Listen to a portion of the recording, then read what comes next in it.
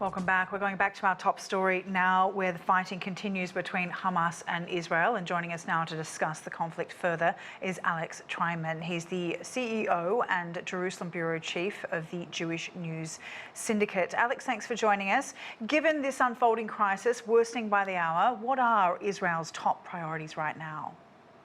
Well, I think the top priority is to make sure that Hamas, which has continued to escalate attacks against Israel over the past several years, or never wants to carry out the kind of attack that it carried out yesterday, in which over 1,000 Israelis were killed, over 2,000 injured, and over 100 kidnapped and taken into Gaza.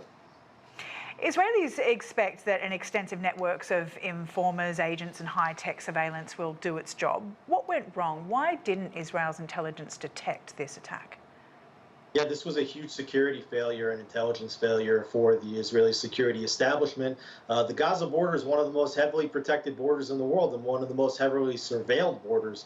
So not only did Israel fail to pick up the chatter that a major attack, which had been planned over a period of maybe 6 to 12 months, was imminent, but even after the border was breached, it took many, many hours for Israeli security and the military and police to take care of the infiltrations. In fact, even now, more than 36 hours after the initial breach of the Gaza border, Israel is still dealing with infiltrators inside Israeli territory. So a major, major security breach for what is supposed to be one of the world's most advanced militaries. And I will tell you that Israeli citizens are very, very disappointed.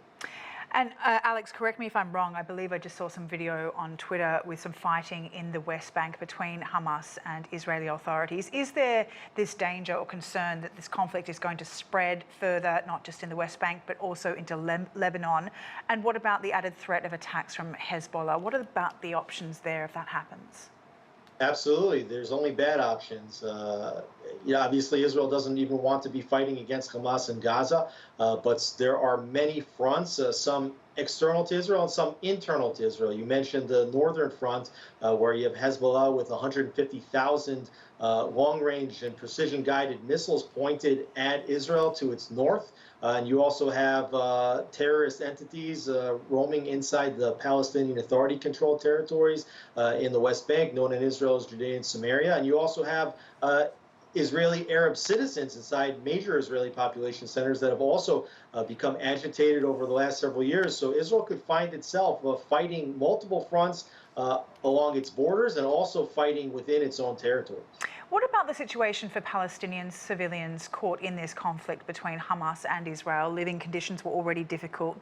How many Palestinians are at risk now, and how will international aid agencies be able to cope? Well, I think that thousands of Palestinians are at risk, and I will tell you that Israel does do whatever it can in order to minimize civilian casualties, unlike Hamas, which specifically targets civilian casualties. But that said, Israel has definitely been pushed to the brink where it feels it needs to exact significant repercussions for the attack. And I think that Gazans had better watch out, because the Israeli military is going to come with full force. And it's very likely that they're going to create a humanitarian disaster in Gaza, which the hopes of which for Israel would be that it would deter Hamas or Palestinian Islamic Jihad from launching any kind of attack like that ever again. What is the feeling in Israel and amongst your colleagues and family and friends about Netanyahu's influence here? His returning to power, has it fueled tensions between the two sides? Do you think that there is some responsibility to the escalation of the conflict?